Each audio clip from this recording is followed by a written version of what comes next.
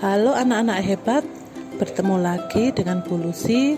Kali ini kita akan belajar materi pidato. Pidato adalah kegiatan berbicara di depan umum yang dilakukan untuk menyatakan pendapat atau memberikan gambaran mengenai suatu hal. Ciri-ciri pidato: pertama, memiliki tujuan yang jelas. Yang kedua, isi materi jelas dan mudah dimengerti atau mudah dipahami. Yang ketiga, materi harus objektif. 4. Berisi wawasan baru yang menarik perhatian. Dan yang kelima, ada kesimpulan di akhir pidato. Tujuan berpidato. Berdasarkan isinya, pidato memiliki beberapa tujuan. Di antaranya, yang pertama informatif, yaitu memberikan pemahaman atau informasi terhadap orang lain. Yang kedua, argumentatif, yaitu untuk meyakinkan pendengar.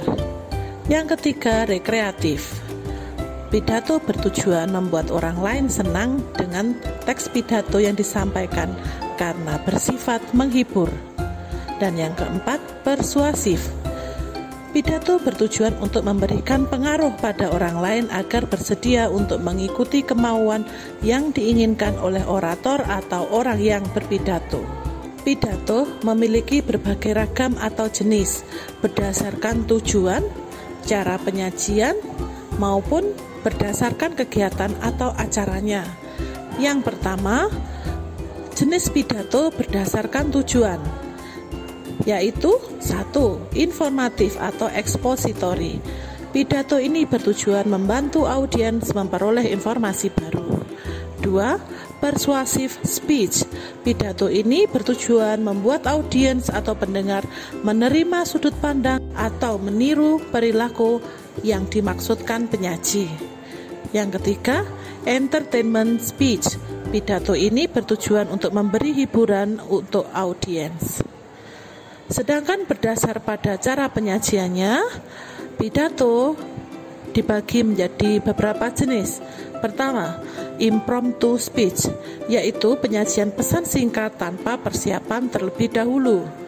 2. Extemporaneous, yaitu penyajian pidato yang direncanakan dan dilatih dengan hati-hati. Penyaji menggunakan catatan singkat untuk bantuan berpidato. 3. Manuscript speech, yaitu penyajian pidato dengan cara membaca skrip atau naskah. 4. Memorize speech adalah penyajian pidato dengan cara mengingat atau menghafal naskah. Berdasarkan kegiatan atau acaranya, pidato dibagi menjadi dua jenis, ceremonial speech dan inspirational speech.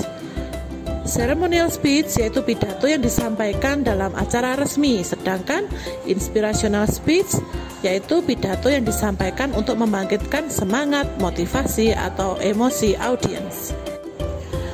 Tipe berpidato mengacu pada cara khas penyaji dalam berkomunikasi. Hal ini dapat diamati dari perilaku linguistik, vokal maupun nonverbal. Tipe yang pertama adalah intimate atau intim. Tipe ini adalah gaya berpidato yang biasanya disampaikan di antara anggota keluarga atau teman akrab yang tidak membutuhkan bahasa yang baku dengan artikulasi yang jelas. Yang kedua, casual atau santai. Tipe ini adalah gaya pidato yang paling umum digunakan di antara teman dan rekan kerja. Jargon, slang, atau bahasa daerah juga bisa digunakan dalam gaya ini. Yang ketiga, konsultatif.